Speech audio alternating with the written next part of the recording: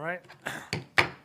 Call to order the April 16th, 2024 meeting of the North Andover Planning Board. Gene, can you take roll? Here. Here. I'm here. All right, we expect Gemma to be absent today and Chris to be absent today, correct? Yep. And we expect Mr. Boynton to be arriving shortly. Okay. So we're going to do, there are a couple items that we can do that don't require 4 members to be here. So we have a quorum, so we can open the meeting and we can do a couple of items. But there's some items that we'll have to wait on. So let's do what we can. So let's do continued public hearing, 189 Willow Street, Vincent J. Grasso. That's already been continued to June 4th, 2024, correct? Yes. Have we received any new information yet? No. Okay.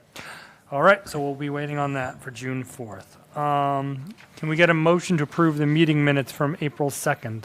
So moved. Second. Motion made by John, seconded by Sean. All in favor? Aye. Gene, can you show us the planning board report?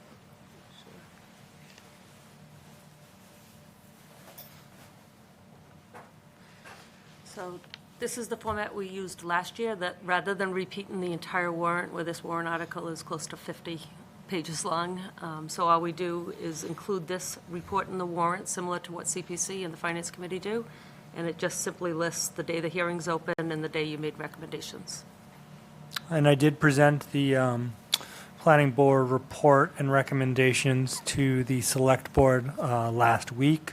I did have some questions, actually more questions about the barn overlay than the MBTA, which is just somewhat amusing. But they did recommend favorable action on the MBTA and the other ones, including the street layouts. I think they were going to vote on the next time. So, but we presented all of the information, answered all their questions about different planning board items for the town meeting. Town meeting is when, Gene? May 14th. May 14th. 6:30. Okay, and we'll have a meeting before that as well, right? Yes. Okay. Citizen petition warrant article, historic barn overlay district. So I've received no new information. As you said, the select board intends to vote at their April 22nd meeting, and this board made their recommendation at the last meeting, favorable action. You know, one of the things the select board commented on was, you know, are we giving rights to some people, but why not others? Why not expand it to other areas? And what I said was, you know, one, nobody has these rights right now.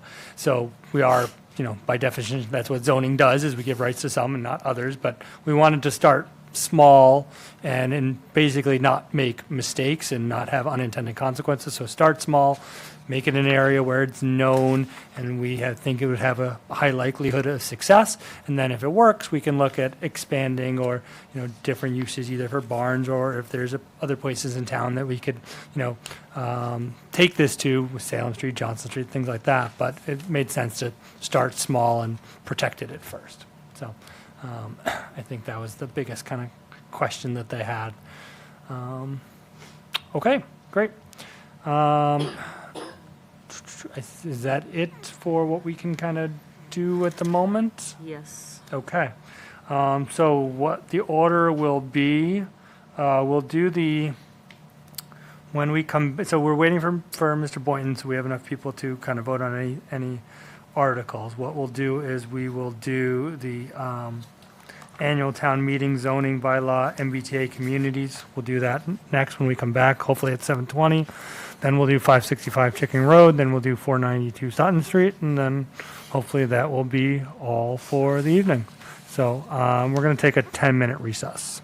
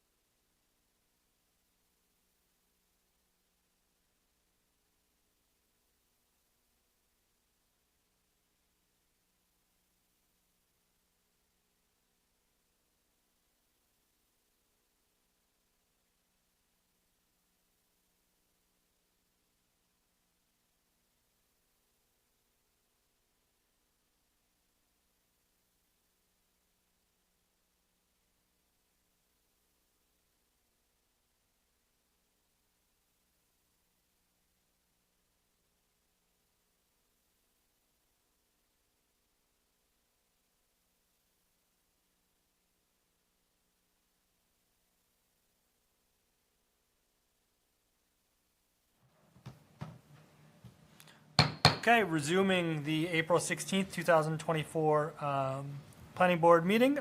For the record, Mr. Boynton is here now, so we have 4 members, so we can go to articles where we may take a vote. Annual town meeting zoning bylaw amendment articles, MBTA communities, multifamily housing overlay district. Jean, why don't you tell us anything new that's happened since the last time? And then I know we have we'll take any questions if there's any comments from public here. And then I know we have someone on the computer that wanted to either ask questions or make a comment. Tom, Yes. Just my apologies for being late. Sorry. Okay. No problem. All right. Okay, so since the last meeting, you may recall red line edits were presented last meeting as a result of the Attorney General's office review of the bylaw. Those have been submitted to the town manager's office. The select board had this on their agenda at their last meeting, and they voted favorable action. We, the day after your meeting, received the pre-adoption review comments from the Economic Office of Housing and Livable Community, Executive Office of Housing and Livable Communities. That memo is included in your packet. There were 8 points. However, we're not recommending any red line edits based on these comments. Some of them were cautionary. For the most part, 2 had to do with the model itself. And so upon vote at town meeting, should it be accepted at town meeting, we'll submit for final approval along with the model. So numbers 1 and 2 will be addressed at that time. Number 7 and 8, we've already addressed. And the other comments were somewhat discretionary and cautionary in that 1 points to the watershed and suggests that maybe we want to exempt the watershed. Neither of these parcels are in the watershed, and therefore, I don't think there's any need to do that. There is a comment related to floodplain, and same thing, they question what type of permit gets issued with the floodplain. And our bylaw, essentially, through site plan review, you would hold people to mass stormwater regs as well as our local regulations. Wetland Protection Act is still viable. If they would make it through all that permitting, they then have to go through the building permit process, and the building permit would be contingent on meeting building code. And so it's a regular permit, it's not a special permit. Number 5 was a caution that maybe we should have town council review the section which provides for the possibility of denying an application. Town council submitted a letter. She concluded that Article 19's narrow instance in which a project can be denied does not open the door to discretionary denials, nor should compliance with the provisions result in undue delay. The standards set forth in Article 19 is intended to be objective and consistent with existing zoning amendments, and they are consistent with the town's existing zoning regulations as of right uses. And so, again, we're not recommending red line edits to that. And lastly, they caution our lot slope requirements. And as you know, the Osgood Landing parcel is flat as could be and not subject to the lot slope requirements. The North Andover Mall parcel, as you remember from their recent permitting, there's a pretty significant slope to the rear of their property. When the abutters were here talking about that, and we talked about the great change, the entirety of that slope portion is on the neighbor's property. It's not on the Market Basket property. However, if you look to the back left of their parcel, there is a slope. Our bylaw calls for a 30-foot setback, and we think the slope extends about 50 feet. In the end, all we have to make sure the unit capacity still complies with the requirement, and Ian at MVPC is more than confident that even if we subtract out the land that is susceptible to the slope bylaw, we're more than compliant with the unit capacity. So, and that's all they wanted us to check. So given that, the bylaw is still in the same form that you reviewed it at the last meeting. Okay. Have we had any comments come in by email prior to or during the meeting? No. Do we have any members of the public here at Town Hall that wish to make any comments? I see none. Okay. Yeah. Do we have none in the audience here? So, Mr. Finn, I see you on the computer. I know you were away for now, so happy to take any questions or comments that you might have. Yes, thank you. Can you hear me? We can. Okay, great. And I want to thank you for allowing me to zoom in on your meeting tonight. I did review, just so you know, the presentations in September of 2023 and February 2024, just so I don't repeat some of the stuff that went on during those presentations. But I'd like to just make a quick statement. It's about 2.5 minutes, if you don't mind. It really focuses on the site locations. And just to comply with the act, I just want to make sure I have this correct. North Andover must identify at least one district comprising of a minimum of 50 acres of developable land, build a minimum of 1,195 units, and meet minimum threshold of 15 units per acre. Now, Ian, So just one correction, not necessarily build 1,100 units. It has to be zoned to allow for that many units. okay, I'm sorry. Yeah. I'm sorry. It's just an important point, just because, Yep. just one that we've been trying to stress, just because we want to make sure that everyone's on the same page, is none of these actually have to be built, but the zoning has to allow for it. Okay, great. And that goes to, I guess, my next point, because Ian Burns, who I'm sure you know, the Community and Economic Development Coordinator, he did state that the law requires the creation of a zoning district that allows for multifamily housing units.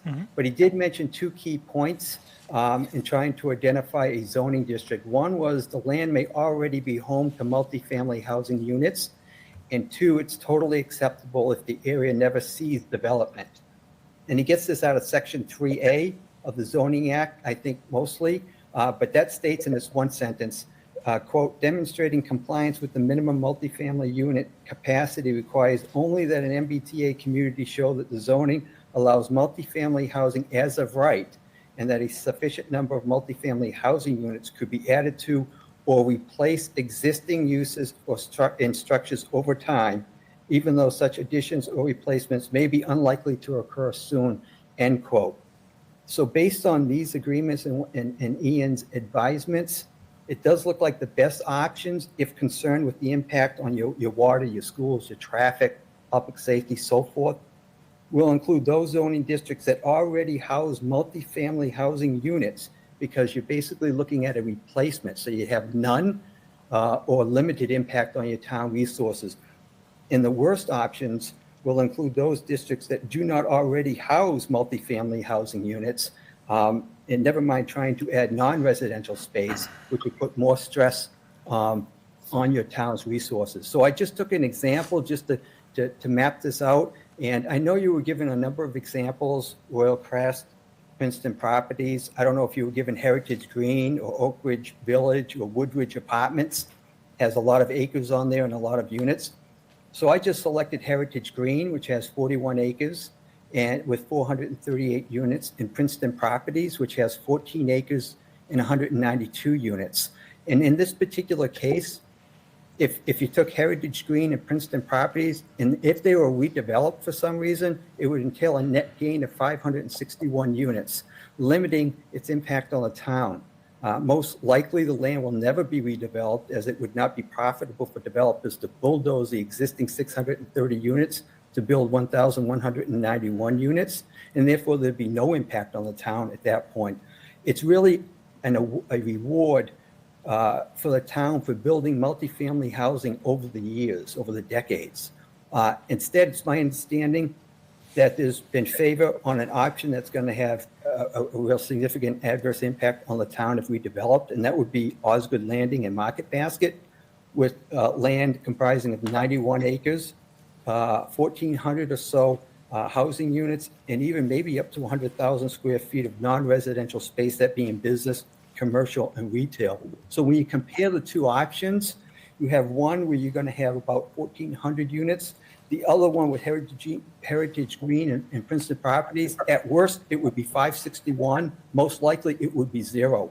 And then in terms of businesses, it'd be 100,000 square feet potentially to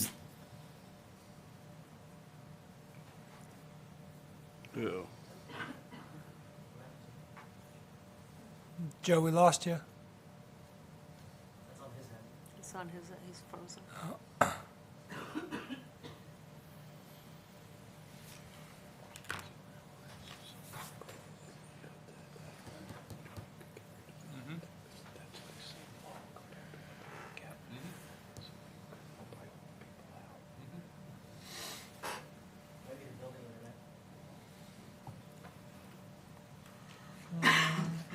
My wireless is still, oh, no, I'm offline. I'm on. I'm now offline. Well, I'm not on the town one.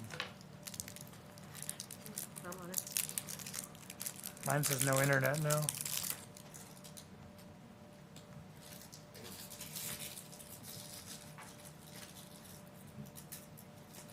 Do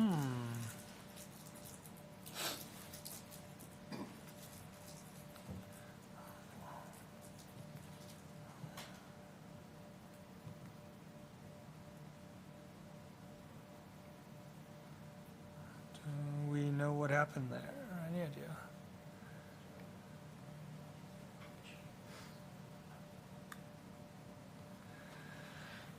Huh.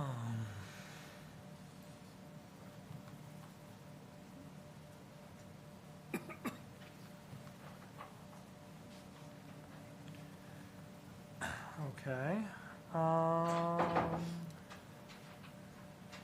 I'm still connected, Rachel. I'm connected, but it says no internet. Let's see. I'm offline.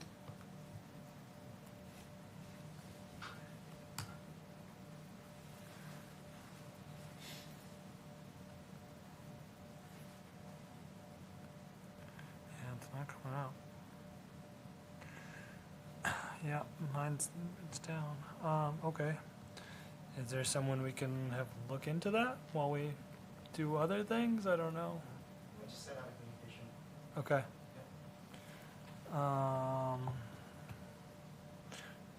Do you have his email address? Yeah. Why don't, if you, Gene, if you wouldn't mind just emailing him if we can to say internet's down and we're trying to fix it and we'll come back to it if it comes back on. I don't know if this is going to go out though from here.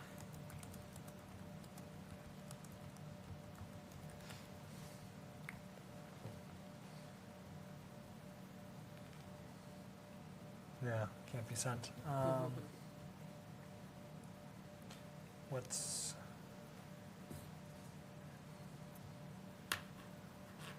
the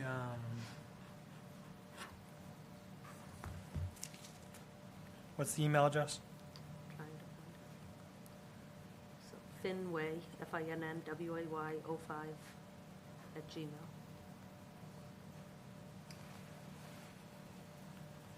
Finway, WAY Yep, 05. 05 @gmail. Yep.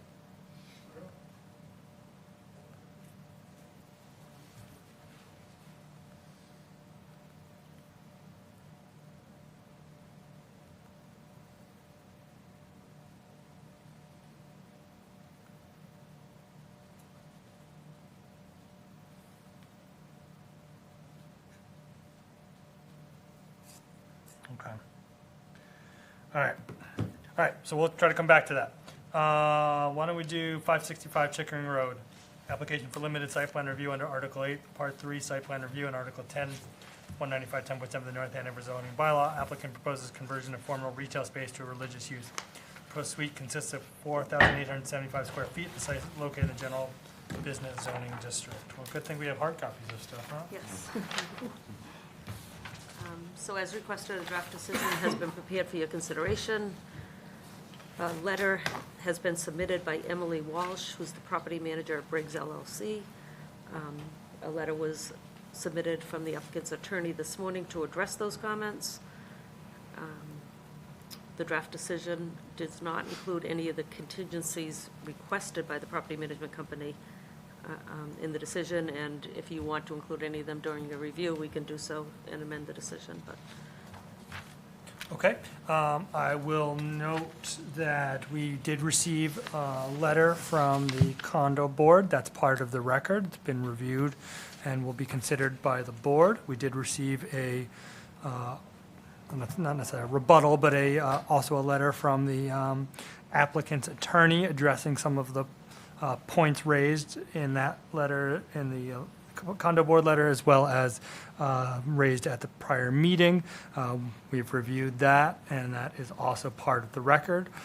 So public hearing, people may come up and make further comments, but those things are already, we will be considering those as well. Well, before we get to that, does any board members, any questions or comments based on what's read before we open it up?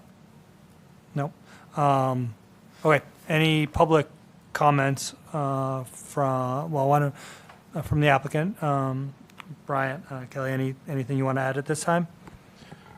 No, I mean, I'm happy to answer any questions. It was a rather long letter, but I think it was important to put it into the record. I think it speaks for itself. If you have any questions, again, happy to answer.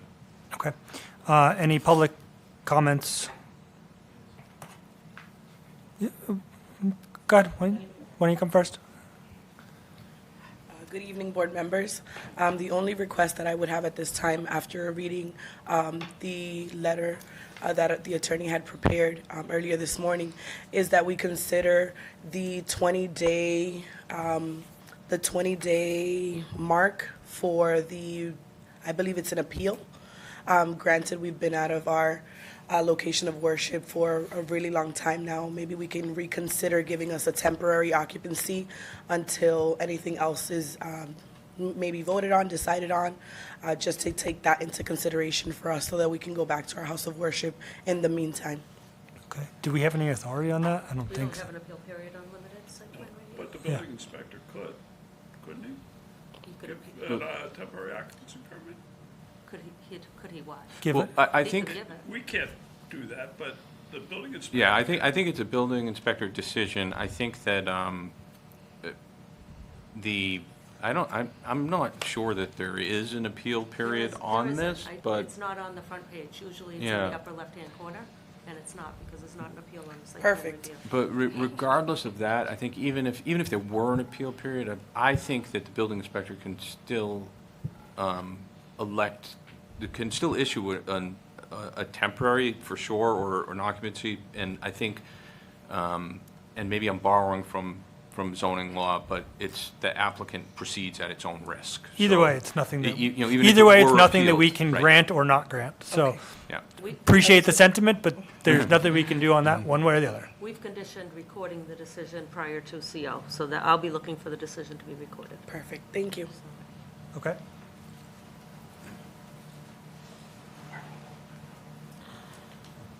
Good evening, all. Joseph de Blasi with Shadi Asmer, two of the three trustees for the complex. I just wanted to reiterate a couple of points. I think that we are more in agreement than disagreement, so I want to make sure that's clear. We want this to work for all, and if you look at the applicant's April 2nd letter, the applicant starts off saying, "We propose the following terms and conditions in seeking approval." And that's what the complex believes would work. So if those conditions that the applicant proposes are in fact part of the order, I think we're good.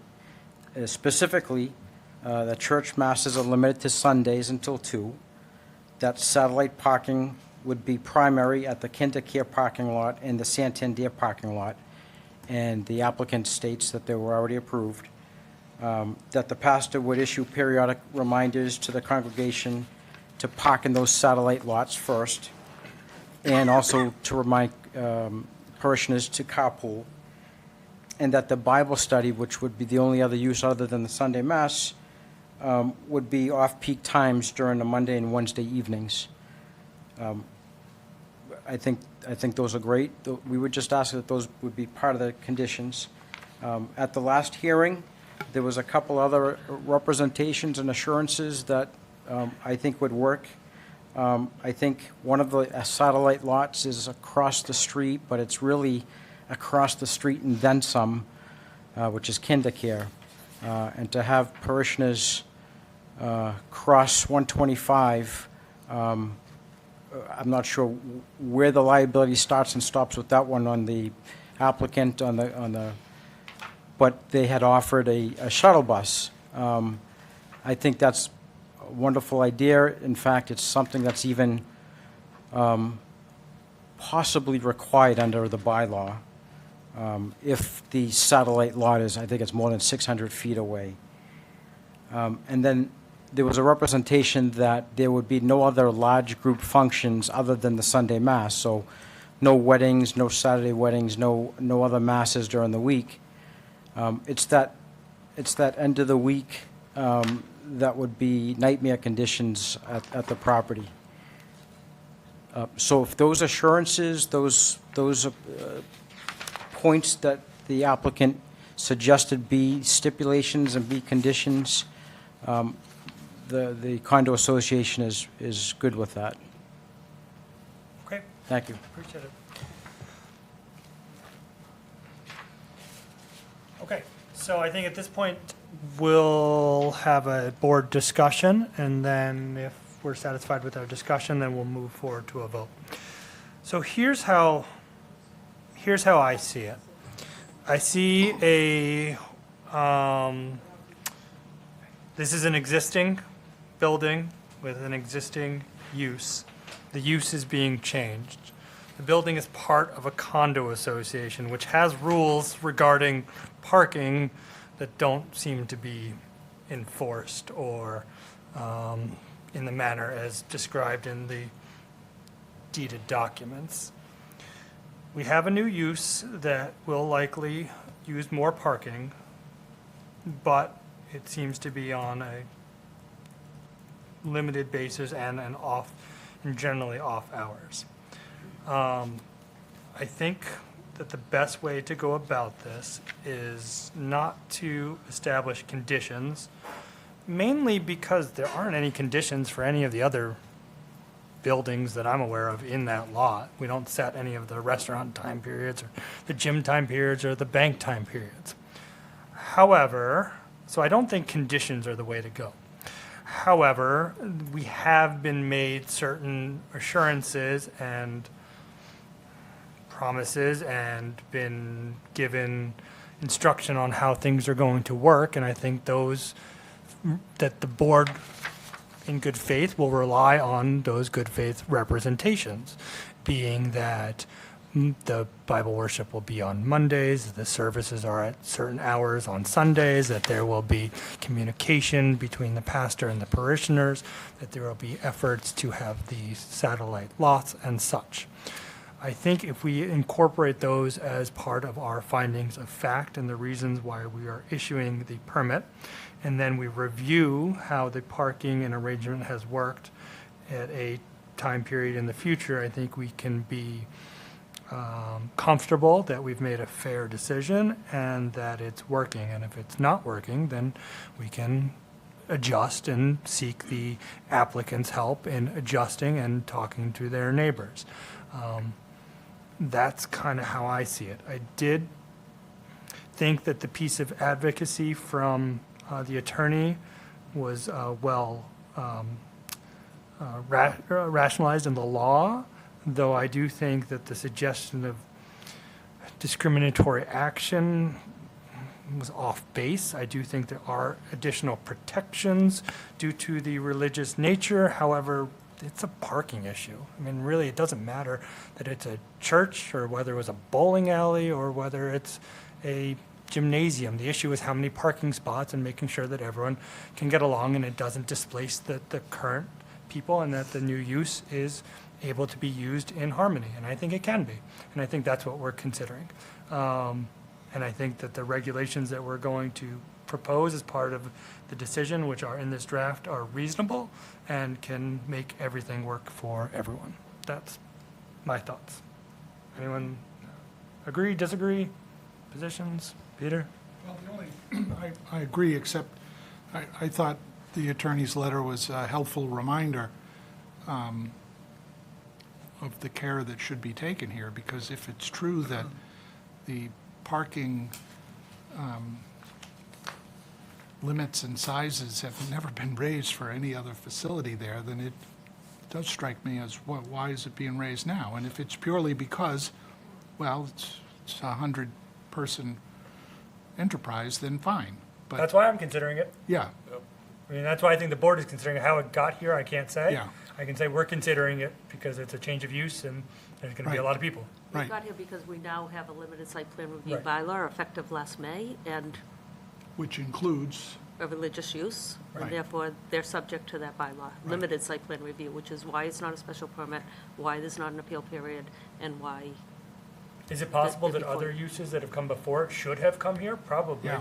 But I think that's the case with a lot of things in town, right? Right. The historic barn district, right? I mean, these different things that are popping up, it's because we're being more active and Yeah. people are coming to us. So, So with the end, yes, good. okay, you're good with the results. Sean? Yeah, no, I thought you, it was very well put. I think you Okay. balanced the principles and the approach you take is spot on. And I think that that's what the draft decision, John, so Gene, I think that the way it's written does all of these things. I think the church will be a good neighbor and a part of the community here. And I think it's I think that that's the way that we would intend to go. I think the concerns raised by the other trustees are legitimate, valid, but I think it's, based on what we have, it's going to work out. Now, that being said, if see that church is happening 7 days a week and the parking lot is always overflowed, then we'll know and we'll come and we'll deal with it. But I don't think that's a reason. I think it would be an overreach to condition what days a church can Yeah. be open. I think it's an overreach to condition exactly, the manners. Now, and I will say to the applicant, that doesn't limit what the trustees or condo association can do in terms of enforcing its own parking and regulation and all that kind of stuff. That's an internal dialogue that we are not going to be a part of. Okay, all right. Anything else based on what we said? The one thing I was asked, Gene, is that you put a lot of the things that I just talked about in the bullet points, and I think they're fine there, but I'd like them to also be part of the findings, like actually part of the findings of fact.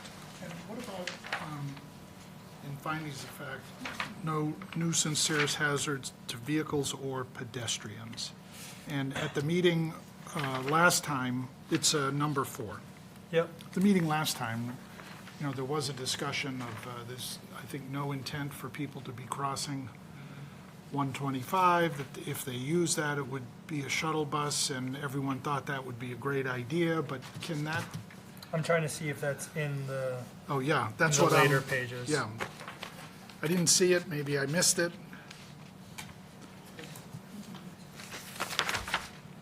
Because otherwise, I wouldn't want us to say that there's no hazard if there's no, Well, you could say that there's mitigating steps taken.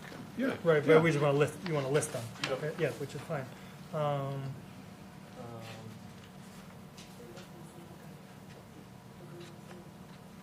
don't see that. So on page 4, the last bullet is the comment about kinder care, and I wonder if there could be something, mitigation for crossing Yep. 125. I don't know the best way to word Yeah, it. yeah. The applicant has proposed to use shuttle services to mitigate any risk, Yeah, well, not, to mitigate risk, not any risk, to mitigate risk towards pedestrians in crossing Chickering Road. great, thank you. Thank you.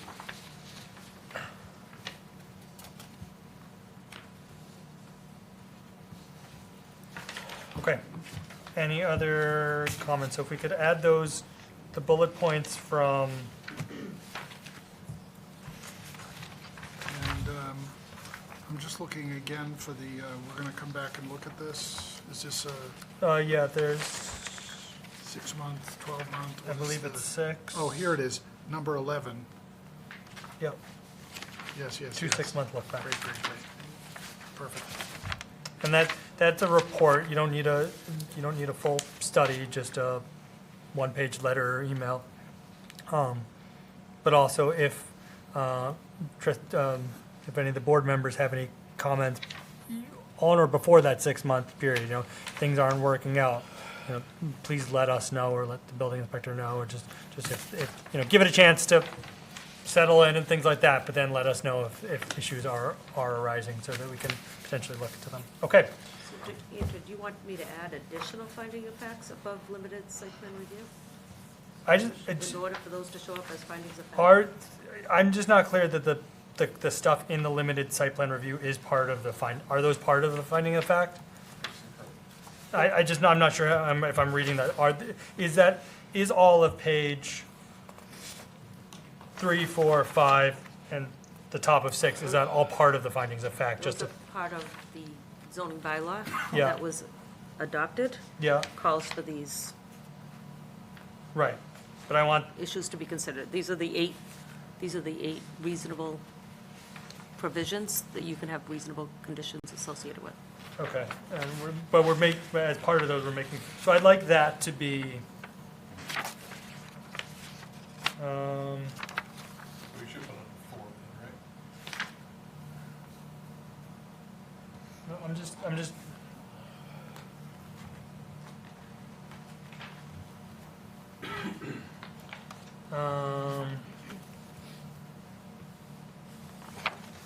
trying to think if those are actually part of the findings of fact.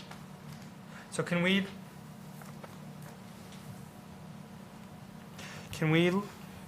just change the heading of it, where it says limited site plan review for religious uses? Can we just change that to findings of fact and, I don't want to say rulings of law, but, findings of fact and determinations under limited site plan review.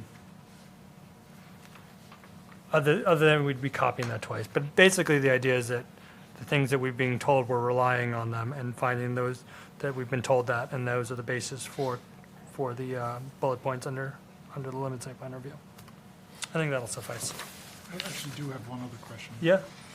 The board mentioned possibly a requirement by law, 600 feet from accessory parking. I'm just measuring here on just the Google map that, I don't know how that measurement is required. As the crow flies, it's 450 feet.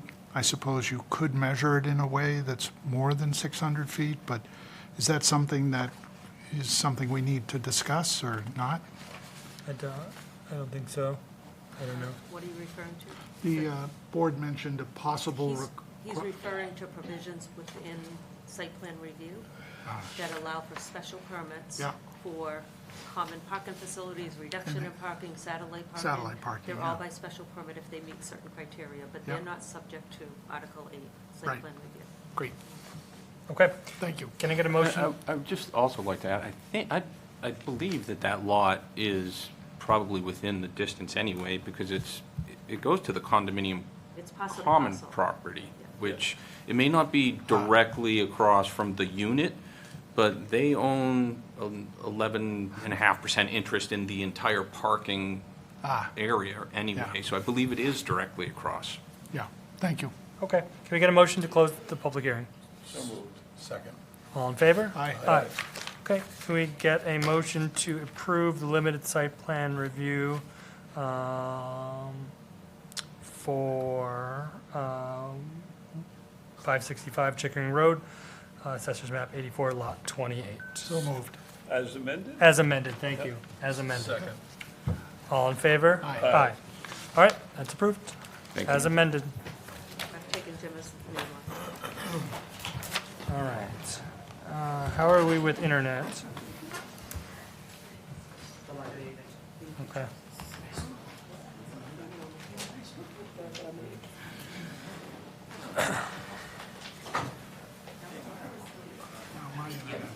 Yeah.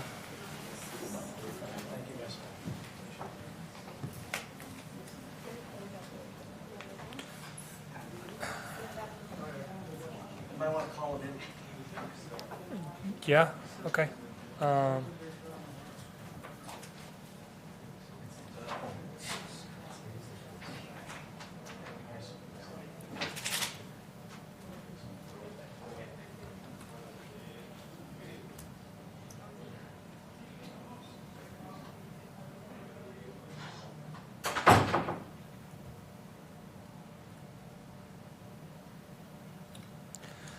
Okay, all right.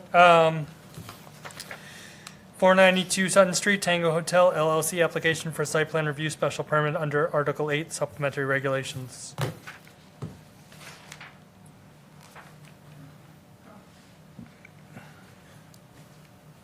Good evening, Board. Thank you for your time. My name is Andrew Lechner. I'm filling in for Don Bornstein today of Johnson & Bornstein on behalf of Tango Hotel LLC.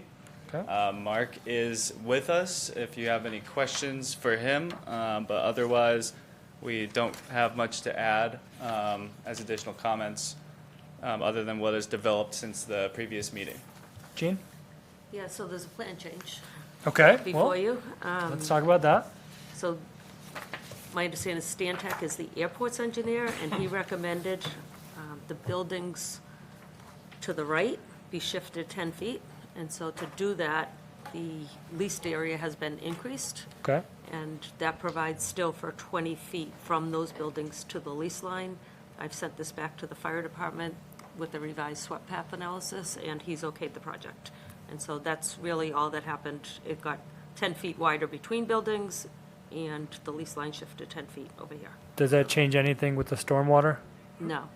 So that's next. So there were concerns raised about stormwater in Sutton Street itself. John Jay-Z wrote a very comprehensive memo. There's a catch basin at the corner of Wood Lane and Sutton Street that's already been repaired and is now functioning. He has committed to kind of doing any catch basin upstream or downstream to do a same check, make sure that they're functioning as they're supposed to be functioning, and repair any that aren't. So I don't know if we're able to, if someone's able to reach out to the neighbors who came. I mean, I think I We- did. okay. Yep, I sent them the memo. that's great, because that's, I mean, they came and they addressed it, and it wasn't necessarily relevant to this project, Yep. but it made for someone to go out and look and figure out, oh, wait, there is a catch basin here. Yep. Oh, wait, now we can clean it. Maybe this will be better. So it's good when people come and speak and things happen. And it was a great letter from John. Yep, And Gene, just a question, the hangar sizes haven't changed at all? no. Okay. That's So not- I got a site tour with the airport manager. great. Oh, cool. Drove me around the apron and the runways and showed me, the perimeter and, I mean, So what's your professional conclusion? You're on. my conclusion is No comment. there was no reservations from the result of having seen what he showed me. Seems like There you go. seems like a positive improvement. Good, Okay. cool, got it. Nice. So there's other improvements John's recommending, some of which are just berm the roadway where it's joins Sutton Street to keep the water in the path of Sutton Street and to these catch basins. He's Last- hopefully now working catch basins. And that they're functioning catch basins, yep. In addition, the on-site drainage, he asked for where it's flowing and whether there's an outlet from the wetland. An overall drainage plan was submitted to him. And just before the meeting, he submitted comments that he's satisfied that he now knows where it's traveling from the site downstream. And he submitted his final comments today. Okay. Cool. Any members of the public that wish to make any comments? Public seems satisfied. Any comments that have come in via email? No. Okay, can I get a motion to close the public hearing as to 492 Sutton Street Tango Hotel LLC? So moved. Second? All in favor? Aye. Okay, so that's closed. We'll review the decision. Strike Gemma again? Yes. So, Gene, in the findings of fact, should there be, maybe I'm missing it, should we state like it's in, I guess, the FAA's jurisdiction or MassDOT or someone's jurisdiction, if it's an airport as well? I don't know if we have to state that at all. Hasn't really come up, and I think we're okay in this one, especially where there's no height issues. Yeah. If there was height issues, I think we should say that. So number 13, I'll add on Jay-Z's last sign off is 416.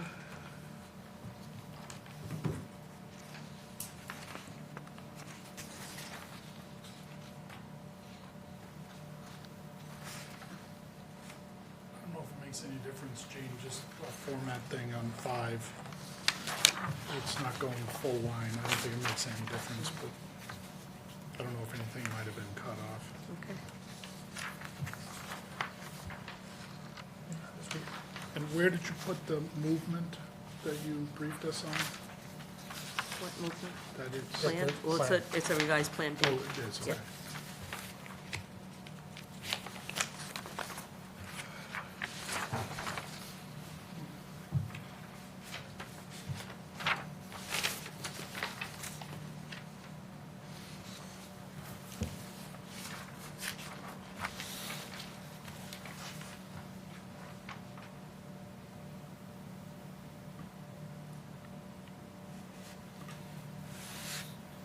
So is the work when it's done, is it just, I'm just wondering about the bond. The bond seems a little, I mean, if they're just building the hangars, I'm not really sure what, if we really need much bond money.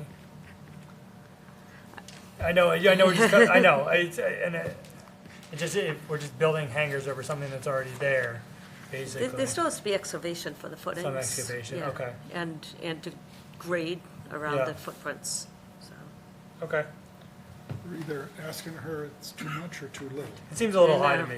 It seems high, but if the applicant doesn't have any opinions about it, I'll just be quiet. All right, get a motion to approve the special site plan review special permit for Tango Hotel LLC, 492 Sutton Street. So moved. All in favor? Aye. Aye. Approved. Thank you very much. Sean will second. John? Thank you very much. All right, I'm gonna try to call Mr. Finn and see if I can get him on the phone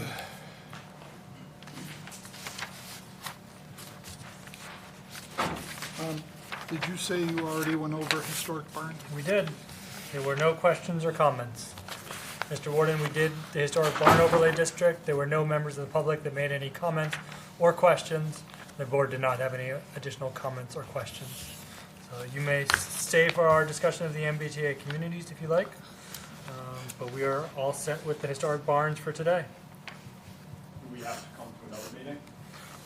It's gonna be on the agenda, but the likelihood of questions, I would say, is, and comments is low. Sorry, but I leave that to your discretion. What's the date? May 7th. May 7th. Peter would I mean, we won't know until somebody shows up and asks questions or doesn't, but there haven't been the last 3 or 4 meetings, so.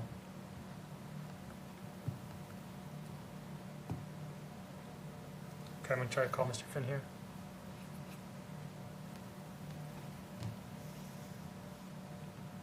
Hello, Hi, Joe, can you hear us?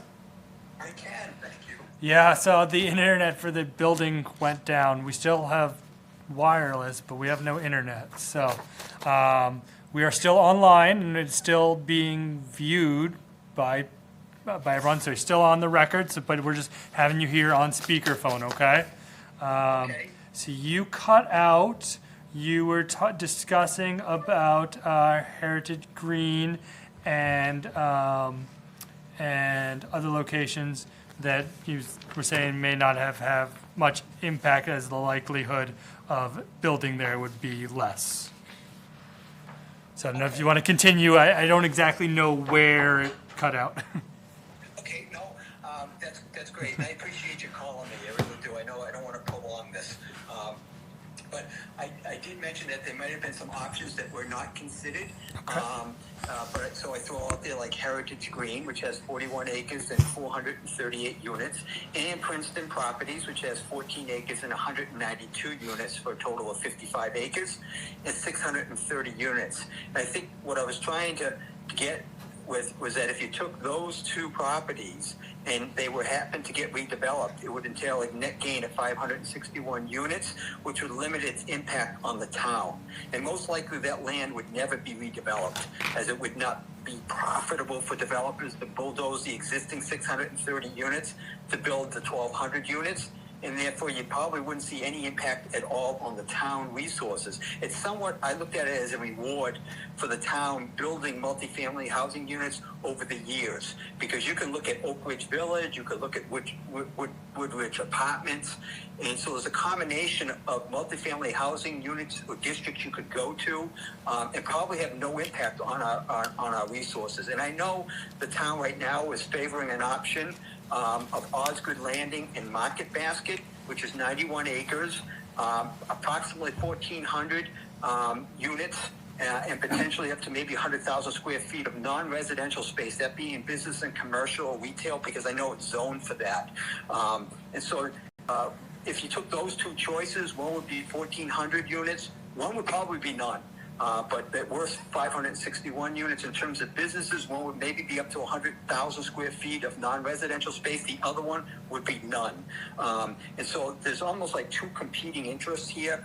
One where, and I may be wrong with this, where some people see the value in building and some see the value in trying to limit our stress on our resources. And I know some of the proposed options, one was Princeton Properties, and they moved away from it, it looks like, because it's already built out with 192 units of multifamily housing. That's the exact reason why you want to go there. And that's what's in the laws we read before. So from my point of view, those are the places you want to look at. Royal Crest being another one with 75 acres.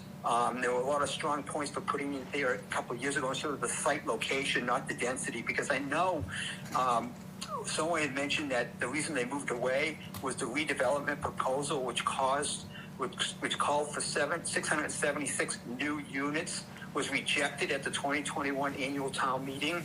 That's somewhat correct, but I think they left out 275,000 square feet of non-residential space, I think, which really caused us to have pause with the density, because it called for a hotel with 102 rooms, student housing with 250 units, student retail space of 13,350 square feet, office space of 124,000 square feet, and retail space of 56,000 square feet. So I think it would have been more accurate with that statement as to what happened there. And just so I just want to get this point in. One of the reasons I asked for this meeting really is because when I looked over the presentations, I noticed that Peter Boynton had made a statement, and it was in the September 2023 public forum, and he says, "You're creating a disincentive by not having an element of the formula that gives some credit where credit is due for those communities who have made a lot of progress in addressing this crisis." And he went on to say that those communities who are subject to this requirement, who have or demonstrate a track record of advocating for and successfully producing multifamily housing over decades of very sizable numbers, there is no consideration in this formula for that.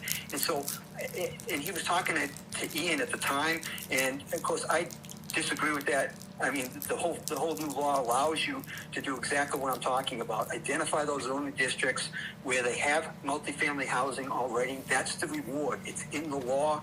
And so I know Ian did not say that. I mean, he came back and said something to the effect of, when we hear these comments, this is helpful for us because we talk with the state on a regular basis to get their feedback and for us to give them feedback as well. So he skipped that whole issue in terms of, yeah, there is opportunity here where you can limit your stress on your resources, your traffic and your water and your sewer. And we have a multitude of options, as I mentioned before, with Oak Ridge Village, Heritage Green, Woodridge Apartments, Princeton Properties, Royal Crest, where we would have no impact, where there'd probably be no impact at all. I don't know, is there anything that you disagree with what I just said, or any comments? Well, for myself, I can say there are, in terms of it, you are correct in that if you do not want any housing built at all, there are better alternatives than what we have provided. Although I'm actually not convinced of that. But the way you describe it, I think you miss some of the potential problems with overlaying a district and making by right places where we have already done by plan. So like, for instance, Princeton property, we went through all sorts of planning to establish how that was going to be set up. And if you put an overlay district that made it by right, you kind of throw out all the planning that we did. Same with if you did it at Avalon, or if you did it at any of some of the places that we put significant time and plans into, making them by right actually throws out all the work and puts a lot of stress potentially onto neighborhoods. Same with some of those other ones. Like I think those Heritage Green, some of the smaller smaller in the sense that the units themselves are smaller, you'd now be allowing 3, 4-story buildings and it really dramatically actually potentially impacting those neighborhoods by allowing that to be by right. Same with by doing it downtown. So those are places that are in significant neighborhoods, just like Royal Crest, where from a planning perspective, I think the better way to go about it is not necessarily by right, but by special permit or with more of a plan. That's kind of my initial thought. I don't know, John, I don't know what you were thinking. Yeah, I mean, a little bit, I think Peter spoke very eloquently last fall. But like it or not, sorry, the law doesn't say that. The law doesn't give people relief. I think it's one of the defects of the law. There's no relief for 40B under the law for very inexpensive privately funded housing. It's a defect in the law, but we live in Massachusetts and we have to deal with what we have to deal with. And Joe, I disagree. We looked very thoroughly at literally every piece of property in town, and we very carefully picked the final 2. I think you're totally wrong related to Heritage Green, that if you zoned that, it would get redeveloped. It absolutely would get redeveloped because the density would be so much higher under this new district. Is a developer would come in and buy all the people out and build something much larger and oppressive than what's there already. The problem with Princeton Properties is that the state would see through that because we just built those things a few years ago and you can't overlay something that just got built. So the properties that we picked are very careful. Market Basket is not going to be redeveloped in the next 20 years. They're moving the store, and they're investing enormous sums of money in the store. And the same thing on the Osgood Landing property. It's not likely that anything's. It's also gonna be already built. zoned. And it's already zoned. to It's allow already it. zoned for, yeah, And that's a has- case where it is already zoned And for has been that since sort of thing. So 2007. I think in the end, we've come up with the best balance and compromise. I mean, some people believe that we should do this because we need to find the housing for people, and other people believe that, no, we've already given enough. I think what we've ended up with is a really good solution to the problem for North Andover, so. So Just my opinion. That's my take too, is that the ones we've come up with are designed for the future. I disagree with the fundamental theory that building more housing is a drain or is detrimental to the community. I think it's a positive for the community. I think mixed-use development is a positive for the community, so I disagree with the underlying theory there. But the 2 places that we've come up with really don't seem like there would be any imminent and not even within the next decade likely. I think this is planned for the future and it complies with the law. I think the other thing I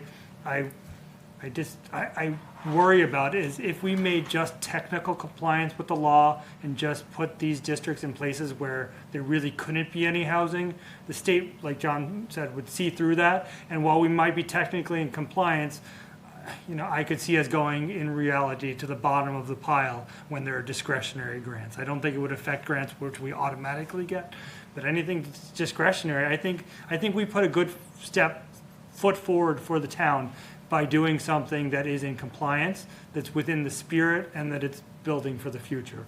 I think we all agreed with Peter that if there could have been some recognition, and I think the recognition would have been in the calculus, right? Instead of having to do 1,100 units, you have to do 900 because you have 500 coming online in the next 3 years, right? If that could have been factored in, I think that would have been an appropriate thing for the state to consider, but we didn't get there. And I know our legislators talked to them, our town reps, our town select board talked, and it didn't happen. So I think, I appreciate the comments and the calculations that you came up with. But that's kind of where the board came through kind of all these general meetings that we've had. Can I ask a question? Just Sure. one more question. Yeah, go ahead. Is there anything that I said that you disagree with in terms of possible options, even though we didn't go there, like Royal Crest was 75 acres, or is there something that you disagree with in terms of me technically saying what I said, based upon the law? Because I'm just going on the law. I don't know. Well, I mean, we talked a lot about Royal Crest. The problem with Royal Crest is, like it or not, if you make this part of the district, you're going to have a revisit of what came up 4 years ago, 3 years ago. The same thing is going to happen again, because any developer that's going to come in is going to try for the highest amount of density that they possibly can for it, and we'll just have to revisit the last proposal. So, and I think the town was pretty clear the last time they didn't like what they saw there. So that's the reason why we stood away from Royal Crest. And another reason too was that we really need to be in compliance with this by the end of the year. So we're also trying to choose districts that won't be controversial, that can gain consensus. And, you know, I, for one, was a proponent of developing Royal Crest, right? And redeveloping it with mixed use. But I think it's actually probably too big and would, for this particular, I don't think it fits necessarily for this. We did discuss it. Technically, Royal Crest would qualify, I believe, in terms of the size. Yeah, we But- talked about it's not in a commercial area, and it Right. doesn't have access to Well, public that's true. transportation. There are some, the size-wise it qualifies, we did question whether the state would consider it as meeting all of the regulations, because it's not that close to a transit, and it's not really it's commercial by itself. But I think ultimately we felt the other ones were better. In terms of your numbers, I don't off the top of my head know if the numbers are accurate as to those other places, but generally highly dense, the places in residential areas we tended to stay away from. Again, trying to find more consensus areas that would be less controversial. And if something was to be redeveloped, we talked about traffic having to come all the way through town to get to these sites, as opposed to right off of 495 at the perimeter of the town. Right. Okay, well, no, I appreciate your feedback, and I thank you again for allowing me to make those comments, and appreciate it. All right, Joe, thank you very much. Good, thanks, Joe. Have a great night. Yeah. You also, thank you. Bye-bye. Okay, all right. Any other comments before we done with the MBTA for the night? Okay, very good discussion. All right, thank you, everyone. All right, so we will continue that until May 7th? May 7th. May 7th, 2024. Motion to adjourn? So moved. Second. All in favor? Aye. All right, good work, everybody.